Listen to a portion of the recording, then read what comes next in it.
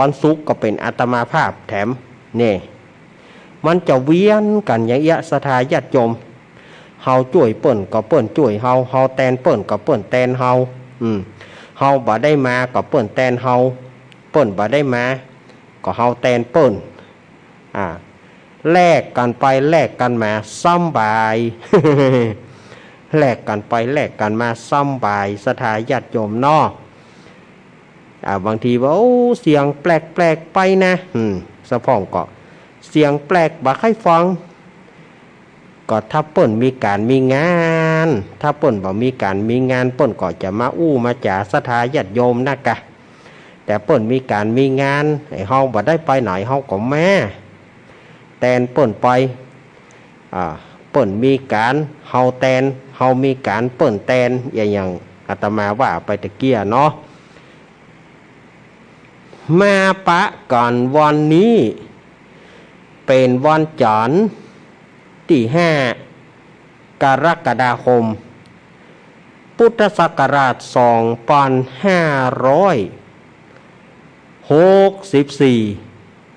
เดือน10เหนือเดือน8ใต้เดือน10แรกนะ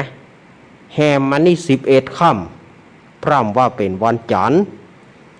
ก็เหลือเวลาแถมต่อได้สถาญาติโยมเหลือเวลาแถม17-18วันก็จะได้ถึงเทศกาลสำคัญของพุทธศาสนาเฮานั่นก็คือเป็นวันเข้าพรรษาของปี2564นี่นะก็เหลือแถมบักกี่วันละ17-18วันเนาะจะได้ถึงเข้าพรรษาแถมแล้วเนาะก่อนที่จะสาระต่างๆนั้นขอบพระคุณสถานีต่างๆที่เปิ่นได้รับสัญญาณที่เปิ่นรับลิงก์สัญญาณออกสถานีวิทยุของเปิ่นในวันนี้ ในภาคกลางวันนี้ก็มีสถานีวิทยุคลื่นพระพุทธศาสนาคลื่นพระพุทธศาสนาเพื่อการศึกษาวัฒนธรรมวัดฝายหินตำบลสุเทพอำเภอเมืองจังหวัดเชียงใหม่โดยเมตตาธรรมของท่านอาจารย์ท่านพระครูวิสุวัฒน์วรกิจโจเจ้าอาวาส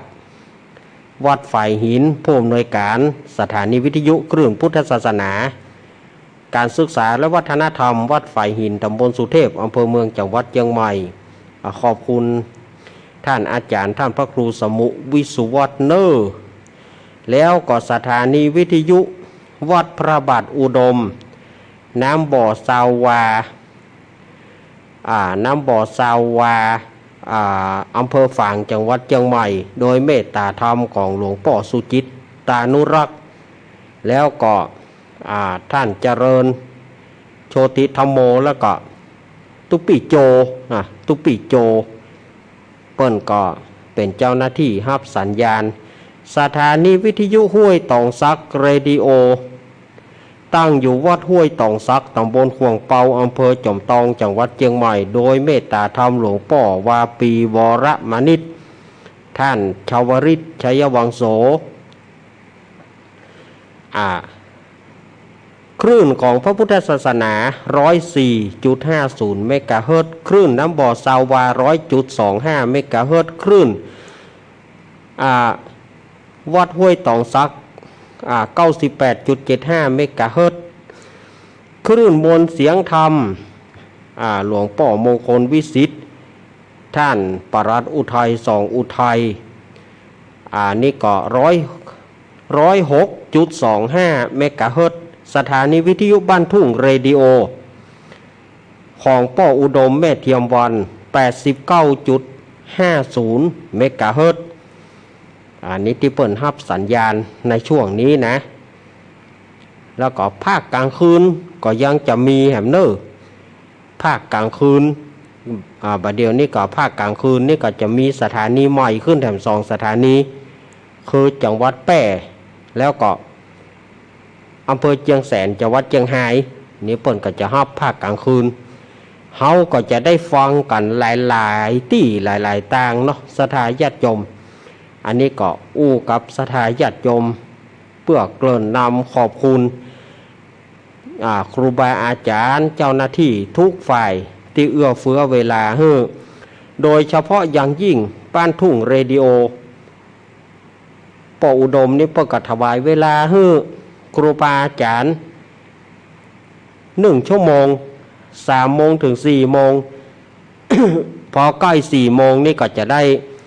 ขอบคุณปออุดมเนาะแล้วก็คลื่นสีขาวของเราก็อยู่ต่อกับไปถึง5 โมงวันนี้อาตมาภาพมาดำเนินรายการ3 โมงถึง5 โมงแรงวันนี้มาแตนเปิ้นแล้ววันพุธเมื่อคืนเมื่อคืนนี่ก็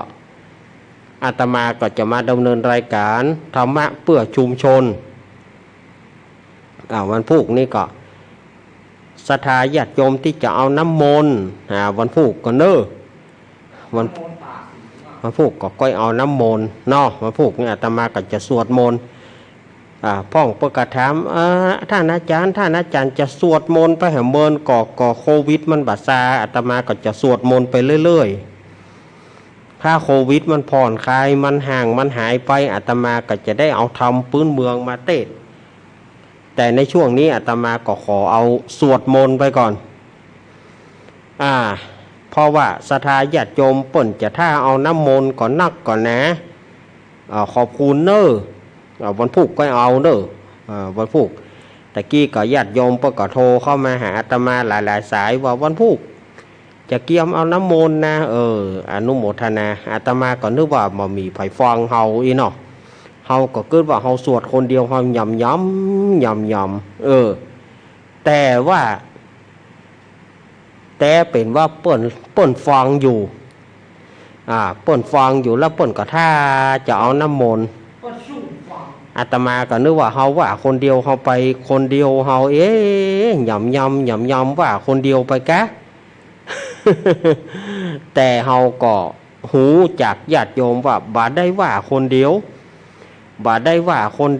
ได้สวดคนเดียวศรัทธาญาติโยมเปิ้นก็ท่าแต่ลองอาตมาบ่มาสักการ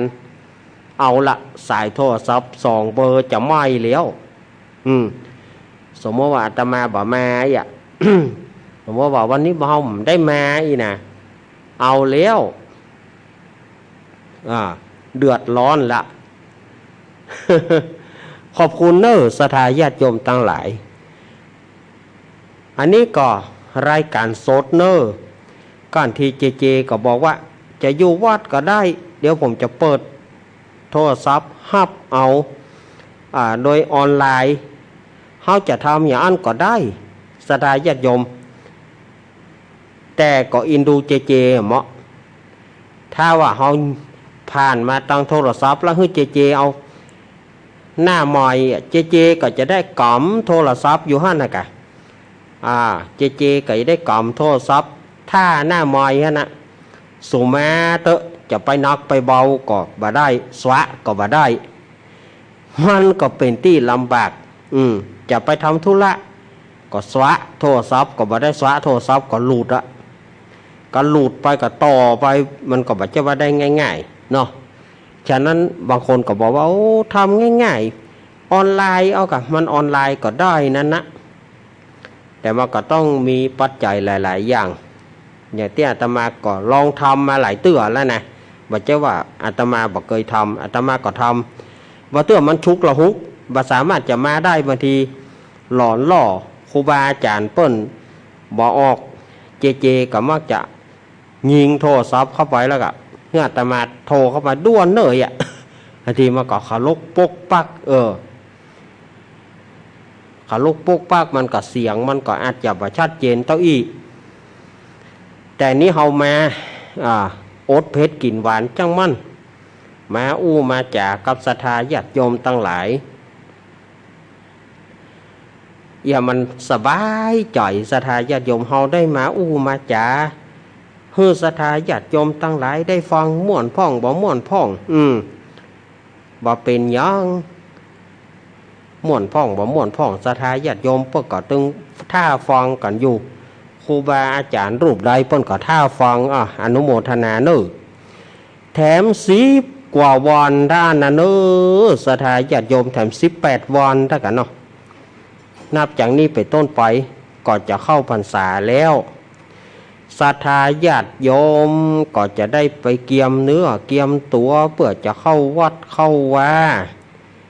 จะอาบน้ำฟังธรรมบางพ่องก็ซื้อชุดขาวบางพ่องก็ซื้อสูทซื้อมุ้งซื้อสูทซื้อมุ้งอย่างอีป่อจะไปนอนวัดอีแม่จะไปนอนวัดแน่พ่องพ่อก็ไปเกียมแล้วหรอ ไปตำกาดตำลีแล้วไปซื้อมุ้งไว้พ่องพ่อก็ไปซื้อศาสตร์เอาไว้ซื้อศาสตร์ไว้อย่างเอาไว้ปูนอนเอาไว้ปูนั่งภาวนาห้องพ่อก็ตัดผ้าขาวเฮ้ยป่อชุดเนอะตัดเสื้อขาวเตียวขาวซื้อผ้าสโลงขาวเฮ้ยป่อสักชุดเหรออีป่อจะไปนอนวัดนุ่งขาวห่มขาวอีป่อจะไปไหว้พระหับศีลแน่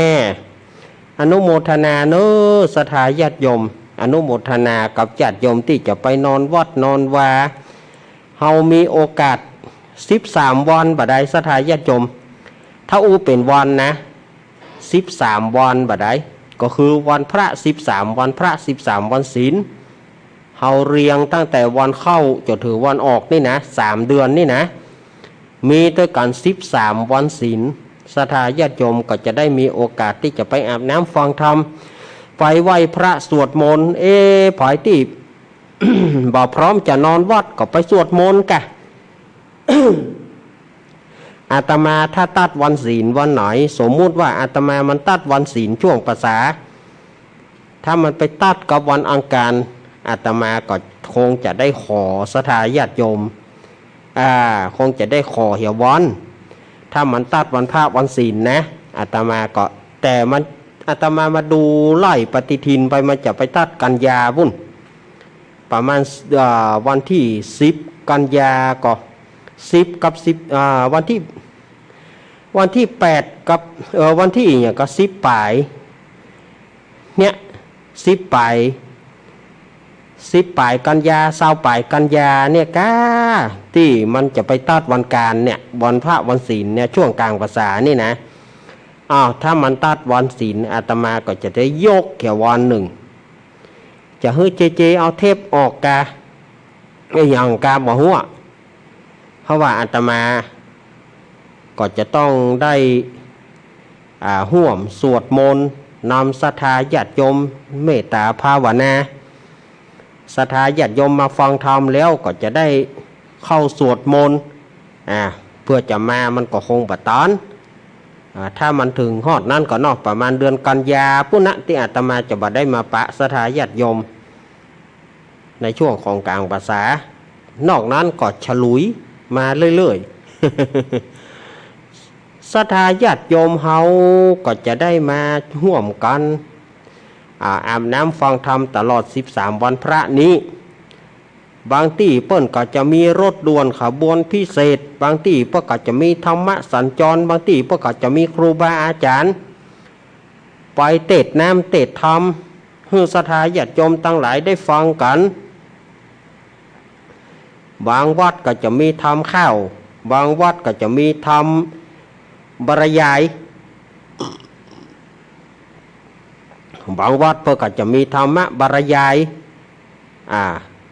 แบบภาคกลางพ่องกะแบบพื้นเมืองเฮากะนี่ธรรมะจะมีหลายแบบในช่วงของวันพระวันศีลช่วงของภาษาศรัทธาญาติโยมเฮาก็จะได้มีโอกาสอย่างเงี้ย ช่วงพรรษาจะมีอีแม่เมื่อใดก็บ่มีเวลานะใครไปฟังธรรมอีแม่บ่มีเวลาเพราะหยังอีแม่บ่เท่าเตื้อน่าจะไปว่านะศรัทธาญาติโยมบางพ่องนี่กองหาให้มันเท่ามันบัดอายุบัดนักเตื้อตั้งแต่60 ปลายก็60 ปลายแล้วบัดแก่เตื้อแล้วแม่จะเอาเมื่อใด 60 ปลายแล้วแม่ยังว่าแม่บักแก่ป่อยังว่าป่อบักแก่เตือแล้วป่อจะเอาเมื่อใดเมื่อมันได้70เอาแล้วหัวเข่าหลักเลยหลักเตยล่ะเอาแล้วหนังแตบก็มาได้ล่ะ เนี่ยไปวัดก็บรรลุล่ะขาโคงโคสถาญาติโยมจะไปกองหาอย่างอันเฮาก็เมื่อมีโอกาส13วันพระเนี่ยขอได้สักวันพระหรือว่า2วันพระก็ยังดีล้อไปอาบน้ำฟังธรรมเหี่ยพ่องบาดใจว่า13วันพระบ่ไปถึง13วันพระนี่เปิ้นป่อนให้3 เดือนเนี่ยสถาญาติโยมเปิ้นป่อนโอกาสให้สถาญาติโยมได้ไปอาบน้ำฟังธรรมได้ไปชำระจิตชำระใจ3 เดือนเนี่ยบอกว่างเนี่ยสักวันเนี่ยโอ้อาตมาก็ว่ามันนักแก่พ่องกะหาสัก13 วัน13 วันพระเนี่ยเฮาก็ควรจะไปอย่าพ่องมีโอกาสได้เข้าวัดฟังธรรมอย่าพ่องสะพ่องนี่บอกไปสักวันไปเมื่อเจ้าใส่บาตรแล้วบ่ได้ปอนฝั่งปิกอย่าไปขึ้นลำไยอยู่จะไปขึ้นบ่ม่วงอยู่จะไปแต่งกิ่งบ่ม่วงจะไปแต่งกิ่งลำไยบึดก็ลูกจะไปบึดก็ลูกบึดก็หลานเนี่ยเฮาเอาบ่วงมามัดตัวเฮาแล้วก็เลยบ่มีโอกาสจะได้อาบน้ำฟังธรรมกับเปิ้นเพื่อแล้วเพื่อยา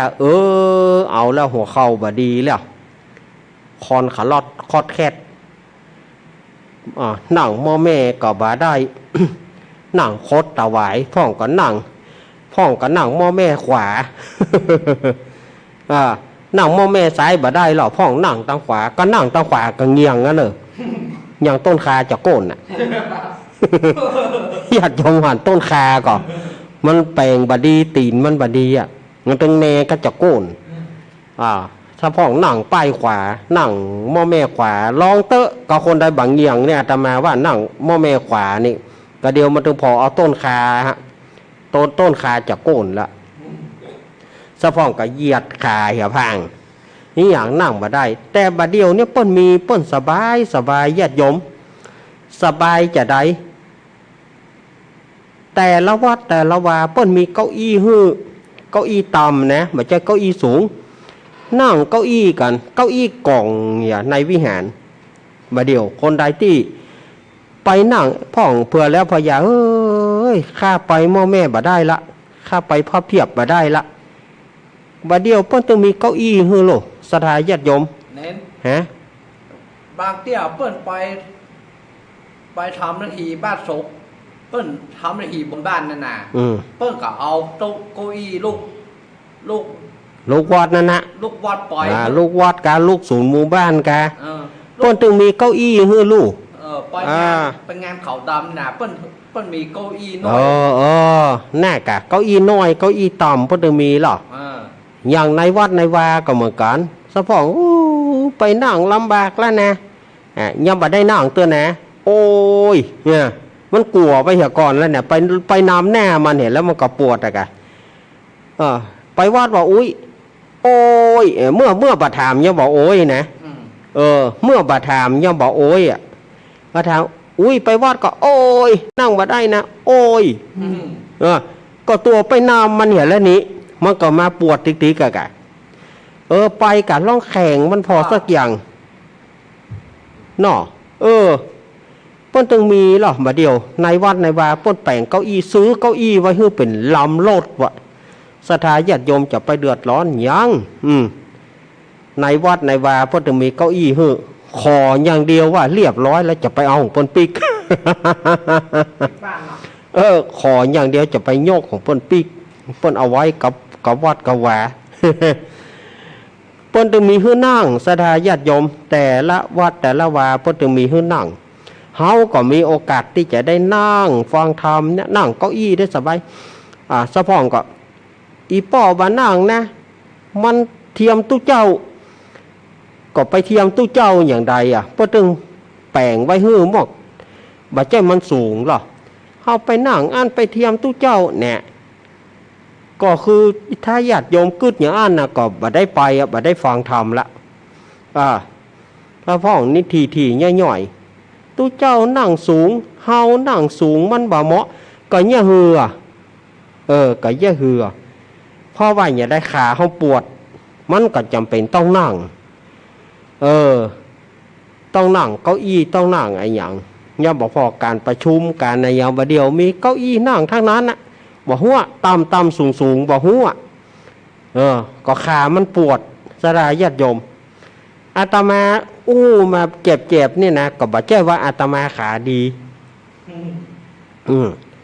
อาตมาก็ปวดนั่นนะแต่เฮาก็อดเอาก็มันแล้วแล้วน่าใจจะลุกก็มันลุกไปเห็นแล้วมันก็ดีเขาก็เปื้อบุญนะสถานญาติโยมเขาค่อยเอาบุญเขาก็หวังเปิ่งบุญเปิ่งกุศลบัดเดียวเปิ้นแปลงใจไหลฮื้อศรัทธาญาติโยมพระคุณเจ้าอาวาสปู่ล่ามปู่จานเปิ้นมีน้ำใจฮื้อเก้าอี้เปิ้นบริการให้เต็มที่ปล่อยเตอะมันตึงนั่งหันทึบผายที่นั่งบ่ได้ ผายที่ไปนั่งแตบบ่ได้เนี่ยแล้วหลังจากนั้นไปขนาดมีเก้าอี้ฮื้อย่อมไปเตื้อเนี่ยอันเนี้ยมันนักแก่พ่อง อันเนี้ยมันนักแก่พ่อง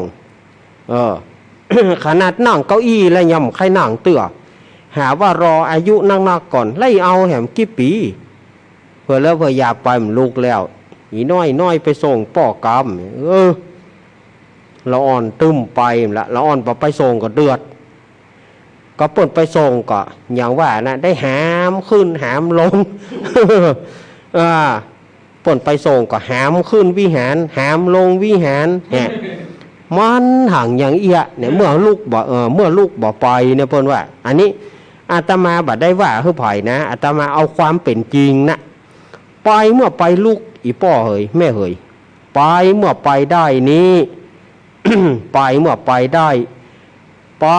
บ่ได้แล้วกะงังกะเงงแล้วมีเงินเป็น100 ล้านพันล้าน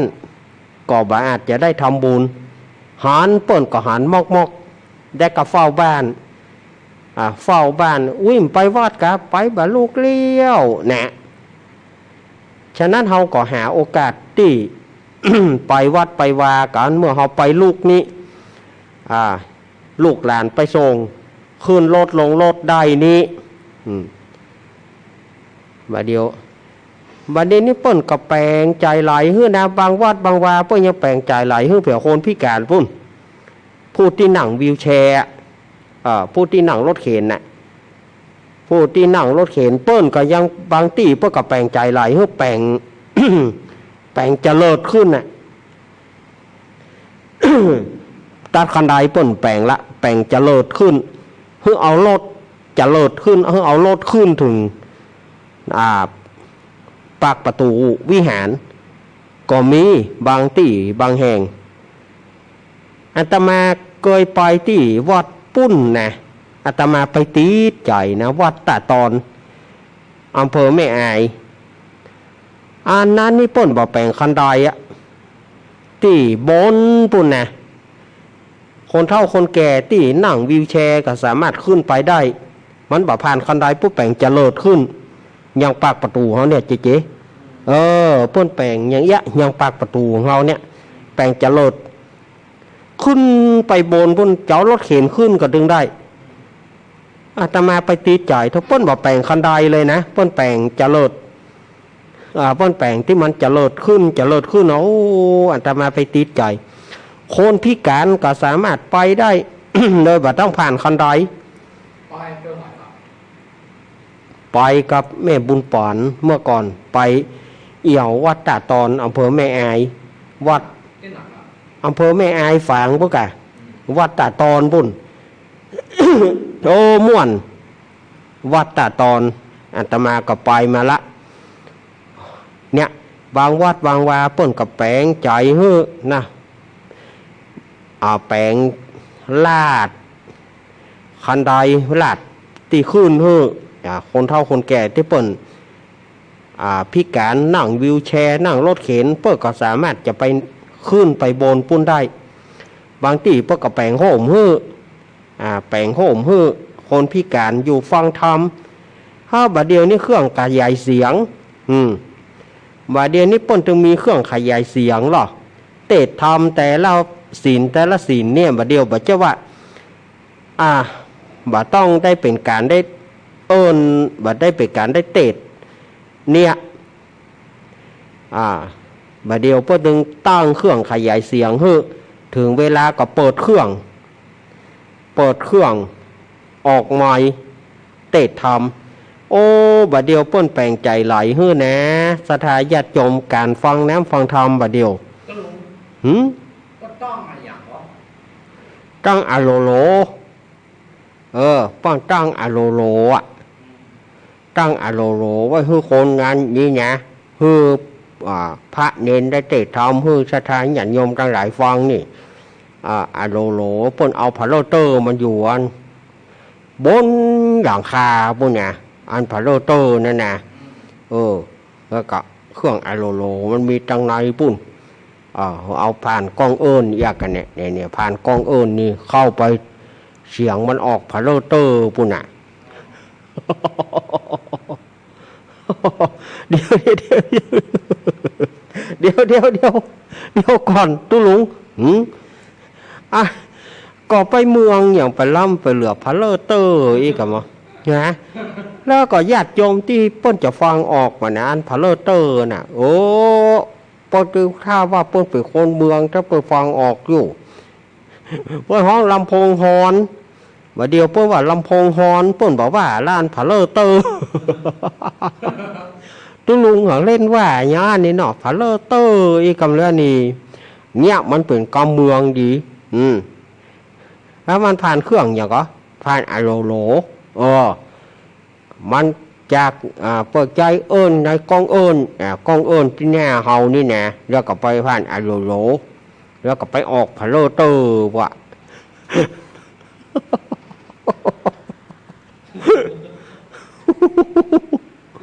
โอ้ไปออกพาโลเตอร์อีกำเลี้ยวนี่อีนอ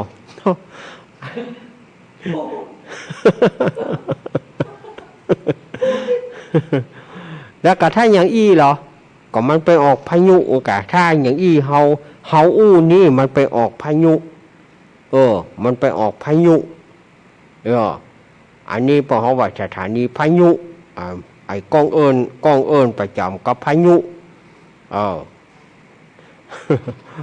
ฟังไงสถาญาติโยมพายุเนี่ย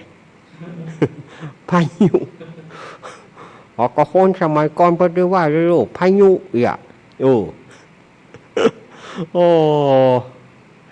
สถา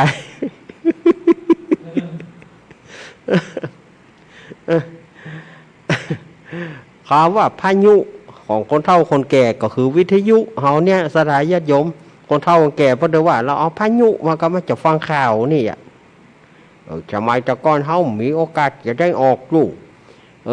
เฮาได้กับฟังไงหรอฟังจากเครื่องพายุหั่นเอาถ่านเข้าใส่เหี้ยเมื่อก่อนใส่ที่ก่อนมาคุณลุง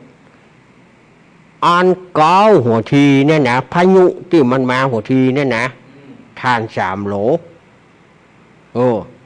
ถ่าน3 โหล3 โหลไปได้36 ก้อนพายุเครื่องใหญ่แล้วเปิ้นมีเสาแล้วก็เปิ้นมีสายดินถ้าเอาน้ำไปหยอดสายดินนั้นเสียงมันจะดังขึ้นมาอันนั้นพายุรุ่นเก่ากึกละพายุรุ่นนั้นเมินมาก็เป็นพายุรุ่นน้อยของเนชั่นแนลของไอ้อย่างก็เนี่ยพายุรุ่นนั้นนะเนชั่นแนลเดี๋ยวมันจะเป็นเนชั่นแนลนั่นนะภายหลังมาก็มีธานินนั่นนะรุ่นบเดียวเนี่ยก็มีธานินรุ่นก่อนนะเสียงเปิ้นม่วนดู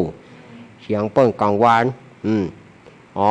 ธานินที่พ่อครูไพบุญสุขาวารีประกาศนะกะถูกบอดคูมคอ ดูทอนินนั่นน่ะนั่นน่ะอันนั้นทานินมันมีหลายสแตนดาร์ดก็มีเนชั่นแต่ส่วนมากนี่เนชั่นแนนมันจะอดทานไฟฉายก็กาห้าแปะกากบกาหลอกกาดอกไม้กาสตางกามะขาว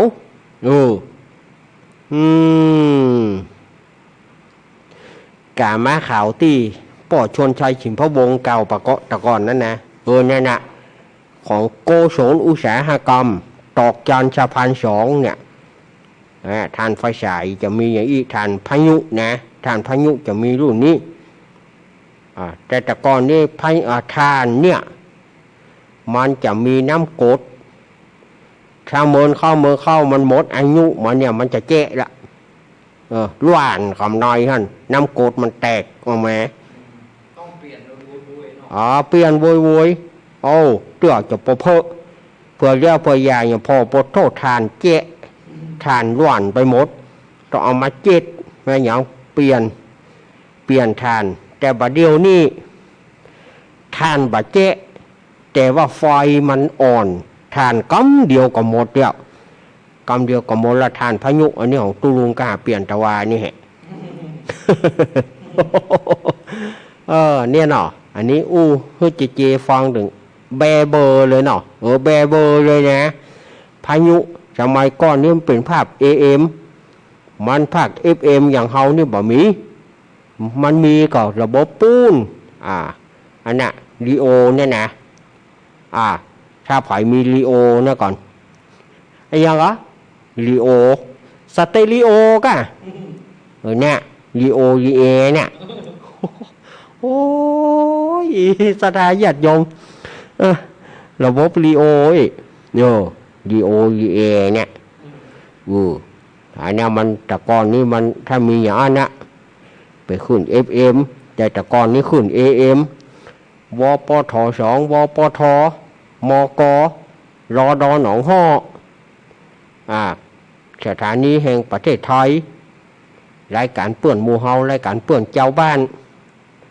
ใครอารมณ์นี่รายการสถานีวิทยุสวพ4สวพ4จังหวัดเชียงใหม่สถานีวิทยุ1ปนจังหวัดลำปางสถานีวิทยุมทบสถานีวิทยุเสียงจากค่ายสุรศักดิ์มนตรีจังหวัดลำปางดูทหารอากาศดูมันมีนักนะสมัยก่อนสถานี AM ฟ้าแมบนี่มันหูเนอะก็เปิดไปภาพเนี่ยฟ้าแมบที่อื่นด้วยเนี่ยก็ระวังเนี่ยมันพาดยาวๆเขาจะปิดบุยๆก็เดี๋ยวบ่มฟ้าถ้ามันเปิดมาพาดยาวๆเขาใจปิดก็เดี๋ยวบ่มละฟ้าห้องฟ้าห้องมันจะเข้ามันเข้าพายุไง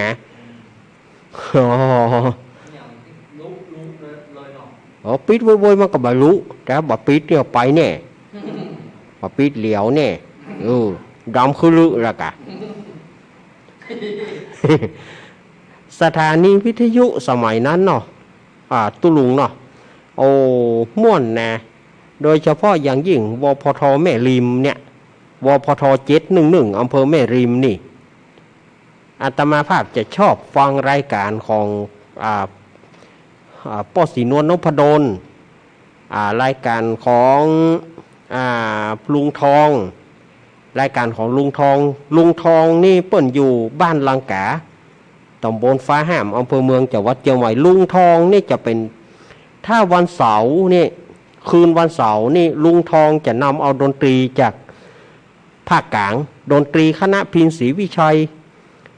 ดนตรีคณะไพวันลูกเพชรดนตรีคณะแต่ส่วนมากจะเอาดนตรีพินศรีวิชัยเนี่ยเพิ่นจะได้เอามาเล่นลุงทองเนี่ยเพิ่นจะนำเอามาเล่นโดยการสนับสนุนของนมผงดูเมกดูมิ้วเนี่ยสมัยก่อนเพื่อนำมาเล่นที่วพท711ลุงทองเสียดายบุคลากรเนาะลุงทองถ้าว่า ผู้ที่มีอายุ50 กว่าปีขึ้นไปจะรู้จักลุงทองลุงทองเนี่ยโอ้จัดรายการทุกสถานีแต่ที่เปิ้นจะเอาวงดนตรีมาเล่นก็คือวปท711วปท711อำเภอแม่ริมจังหวัดเชียงใหม่เปิ้นจะเอามาเล่นถ้าวันอาทิตย์ก็ฟังละครแม่จันโสมสายธาราม่วนแน่ลวดเผียคณะเกตทิพย์คณะนีลิกานนท์คณะ213คณะเสียงสายไทยทีวีเนี่ยโอ้แต่ก่อนนี้ฟังละครก็ฟังนิยายนะฟังนิยายม่วนนะรายการเปื่อนหมู่เฮารายการซอแม่แสงเอ้ยนี่ซอกามาป่าแม่แสงเอ้ยนี่ ซอกามาป่าแม่แสงเอ้ยนี่คณะดาวรุ่งเนี่ยยาผงแดงกามาป่าโอ้ม่วนหลาย40 ปี50 ปีนี่ AM บูมสถานีวิทยุ AM บูมเนาะตุลุงเนาะเนี่ยสถานีพายุมันจะบูมสมัยนั้นระบบ AM เนี่ยถ้าภาคเมื่อคืนนี่ก็กวนกันเบอเนอะภาษาจีนภาษาจีนพ่องภาษาลาวพ่องนี่นะเมื่อคืนนี่มันจะกวนกันเนอะ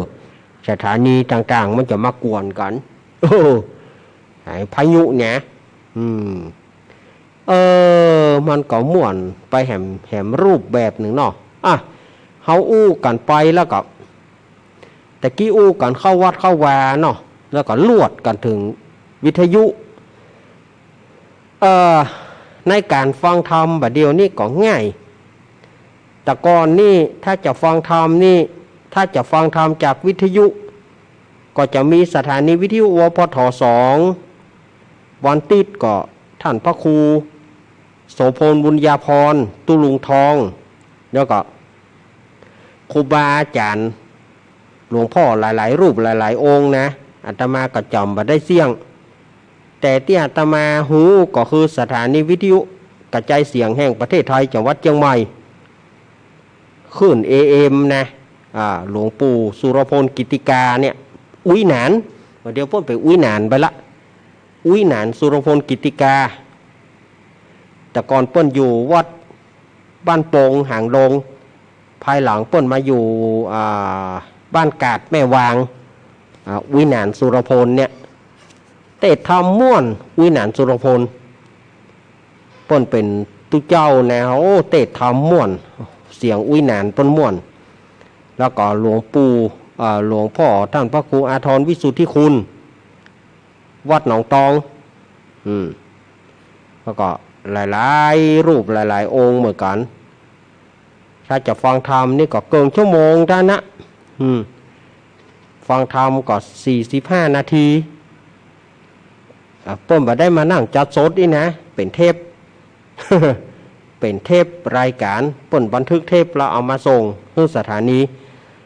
นีเปิดตานะแต่บัดเดียวนี่ภายหลังมาอย่างบัดเดียวนี่เฮาสบายศรัทธาญาติโยมก็ได้ฟังฟังธรรมกันทางวิทยุแล้วก็มีโอกาสจะถามใครมีปัญหาอันใดก็ถามครูบาอาจารย์ทันท่วงทีโดยการโทรศัพท์มาสมัยก่อนบ่มีโทรศัพท์ถ้าว่ามีปัญหาอย่างก็จะเขียนจดหมายแล้วฝากมาถึงพระคุณเจ้ารูปนั้นแต่ก่อนไม่ไปหรอแต่บัดเดี๋ยวนี้ศรัทธาญาติโยมมีปัญหาอย่างที่จะถามโทรศัพท์เข้ามาแม่มีปัญหาอันนั้นนะเป็นได้หาพระคุณเจ้าก็จะตอบเพื่อทันท่วงทีบัดเดี๋ยวนี้มันง่ายการฟังธรรมเห็นเบิ้ลก็เปิดสายให้ศรัทธาญาติโยมเห็นมั้ย เนี่ยศรัทธาญาติโยมก็มีโอกาสได้อาบน้ำฟังธรรมกันตึงวันได้ฟังธรรมจากสถานีวิทยุอย่างคลื่นของเฮาเนี่ยคลื่นสีขาวเพื่อชาวประชาเนี่ยคลื่นสีขาวเพื่อชาวประชาเนี่ยเฮาเปิดมาตั้งแต่ปี2549มาจนถึงบัดเดี๋ยวนี้ก็ได้14-15 ปีละที่เฮาเปิดมานี่คลื่นสีขาวแต่เฮาก็ ย้ายไปหลายๆที่เหมือนกันแต่ก่อนนี้เขาก็อยู่ในคลื่น88ภายหลังมาเขาก็ย้ายมาที่ 91.75 แล้วก็ย้ายมา 91.0 บัดเดี๋ยวนี้เขาก็ย้ายมาอยู่ 98.75 เนี่ยเขาก็ย้ายหลายที่เหมือนกันอู้ถึงคลื่นของเขานี่นะแต่ว่าความศรัทธาเฮาก็เหนียวแน่นเหนียวแน่นถึงแม้เวลาจะผ่านไปถึง10 กว่าปีเนี่ยอย่างอาตมาจัดนี่เนาะอาตมาเริ่มเข้าสถานีมาตั้งแต่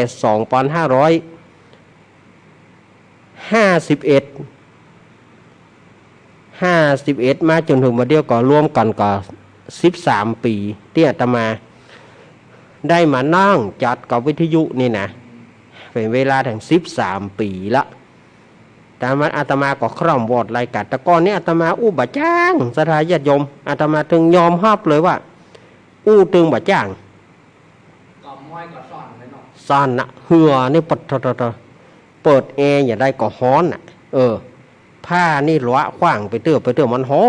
นมันสั่นมันตึงบ่ม่วนบ่งานเมื่อแต่ก่อนนี้ได้ขอเปิ้นแก็บข้าง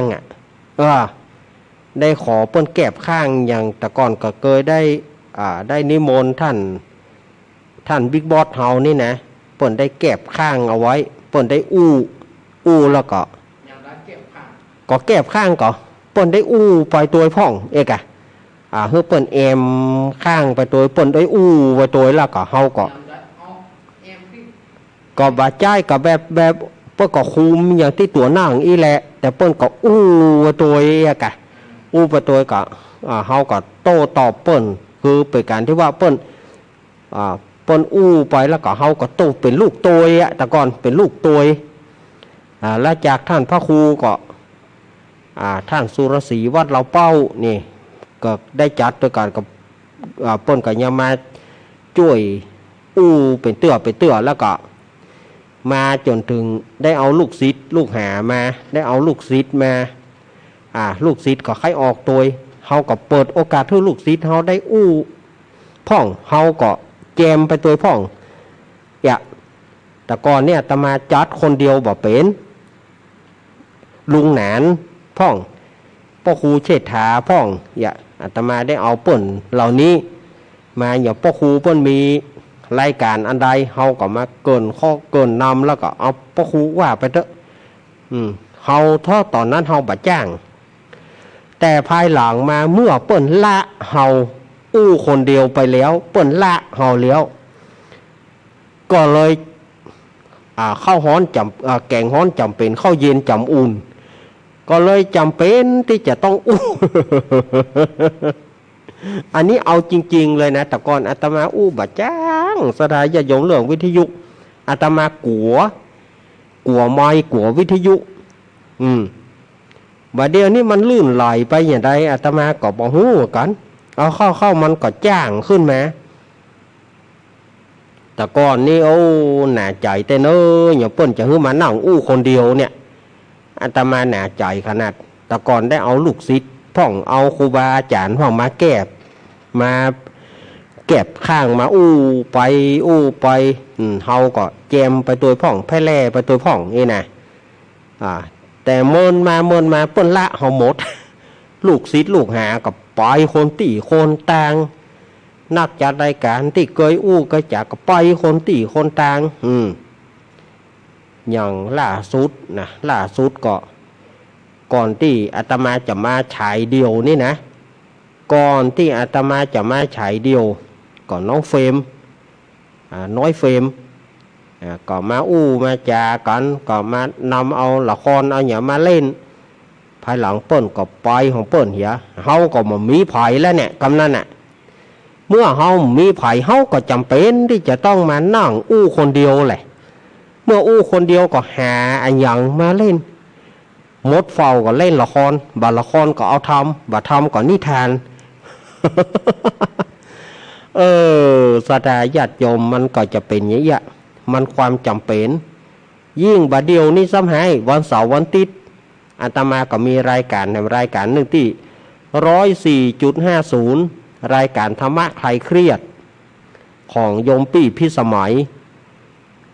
อันนี้ยังแควนกะเฮาเป็นลูกคู่หรออันนี้ผู้ดำเนินรายการเปิ้นมีอยู่ละแต่ว่าเฮาเป็นลูกคู่เฮาก็ยังแควนน้อยแต่ว่ารายการอาตมาแต่ละเตื้อเนี่ยวันศุกร์อันนี้เฮาฉายเดียวโดยตลอดอย่างวันนี้อาตมากับมาแตนเปิ้นก็ฉายเดียวโดยตลอดอย่างเงี้ยลองอาตมาอู้อย่างบะจ้างเรา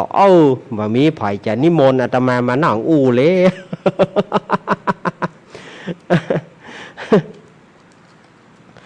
อาตมาเคยไปงานมาราธอนมานะแต่ก่อนน่ะ งานมาราธอนจะได้อาตมาไปงานธรรมสัญจรมีหั่นเตื้อหนึ่งอาตมาไปธรรมสัญจรความจริงนะก็อาตมาก็ฮับงานที่อำเภอแม่วางท่านพระครูท่านบิ๊กบอสเฮาก็ไปครูบาอาจารย์ก็ไปฮับเปิ้นแต่ว่าพอดีทางวิทยุบ่มีไผจัดมีลุงหนานคุมอยู่ลุงหนานก็ว่าวันพุกมากำเนิดอาตมาซ้ำมีคิวที่จะได้ไปเตะที่อำเภอแม่วางเปิ้นไปงานธรรมสัญจรท่านพระครูเขาก็ไปลุงนานก็ว่าประมาณสัก9 โมงเนี่ย3 ทุ่มมาเตอะปัดโทสทาญาติโยมเหยอาตมาไปเตะทำแล้วก็จะเอาลูกศิษย์มาออกรายการวิทยุอันอู้ถึงเรื่องปดหิมล้มหิมตายนะอันนี้นะอู้ถึงขี้เก่านะอาตมากึดบะเดียวใจหายใจคว่ำอาตมาก็เตะทำเสร็จก็ตายละ2 ทุ่มป่ายเอาลูกศิษย์จะเอาลูกศิษย์มาเตะทำที่สถานีวิทยุบนพระธาตุดอยน้อยเอาล่ะจะเงี้ยอย่างใดนี่ออกมาได้ง่ายๆเพื่อรถก็ติดเพราะว่าเปิ้นท่าฟังธรรมพ่องเพื่อก็บ่ได้หันอาตมาอย่างพ่องเพื่อก็สมัยนั้นก็เฮาก็ถือว่าเป็นนักจัดใหม่เนาะงูป่าเปิ้นก็แปลว่าเปิ้นเตะทำม่วนแต่อยู่ก่อนบ่ช่วยสนทนาธรรมน่ะอาตมาจะต้องไปวิทยุอยู่นะโยมพ่องก็เสียดายบ่ให้ฮื้อไปอาตมามีความจำเป็นน่ะกับปัดเขาบอกโชเฟอร์ล่ะตอนนั้นบอกโชเฟอร์ปวดโทรขัดใจวุ้ยอีกโทรหาลุงหนานก็ว่าถ้าอยู่เนี่ยนะสถาญาติโยมเปิ้นโทรมาเนี่ยขัดใจวุ้ยปวดโทวันนั้นถ่ายไปส่งตอนนั้นจะเป็นลุงหมาน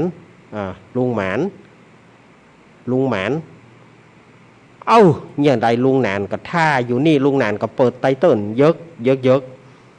ลุงหนานก็รอก่อนเปิ้นยังบ่มาถึงเตื้อปัดมาถึง3 ทุ่มเกิงสถาญาติโยมว่ากูแล้วขึ้นบนดอ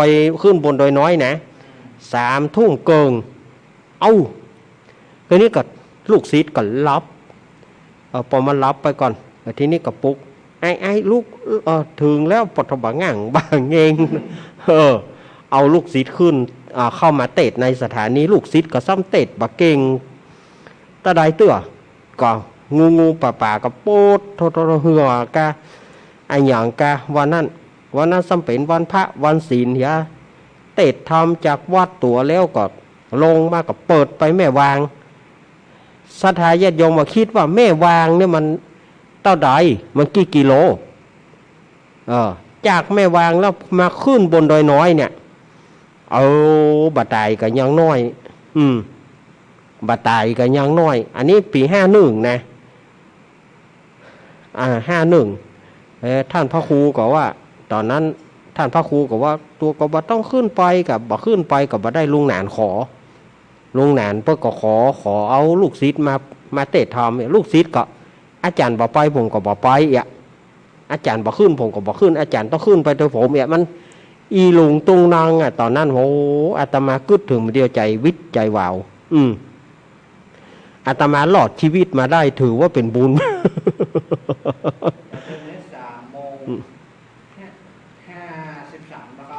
ก็เดียวมันถึงเวลามันจะเวลาจะหมดเดียวมันเตือนนาฬิกาตัวนี้จะเตือน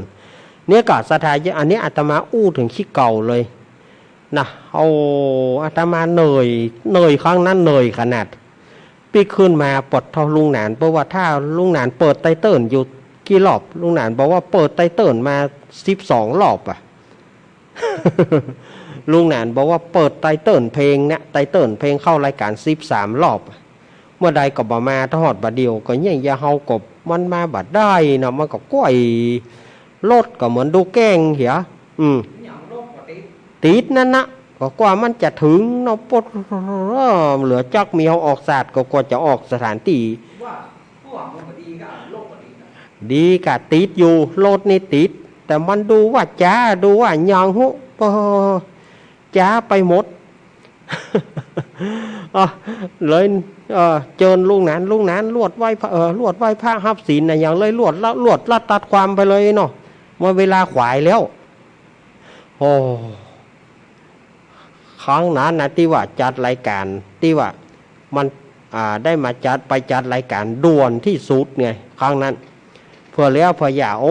10 โมงกินเวลาลุงหนานไปมันเกินชั่วโมงลุงหนานวันนั้นลุงหนานก็ว่าเข้ารายการเป็นยังไหนกันไหนป่อนเวลาก่อน ไอ้อู้ถึงปี51นะโอ้อาตมากึดบัดเดียวอาตมาหลอดมาได้อย่างไรก็มู จัดรายการเอาละศรัทธาญาติโยมช่วงแรกเวลาหมดแล้วเนอะขอขอบคุณป้ออุดมพุทธวงศ์ที่ได้เอื้อเฟื้อเวลากับอาตมาภาพได้นำเอาสาระต่างๆมาอู้กันกระเดียวช่วงที่2เฮาก็มีรายการต่อไปนอกคลื่นสีขาวคลื่นของเฮาอยู่ต่อลาขึ้นป้ออุดมไปก่อนเนอะป้ออุดมอยู่ดี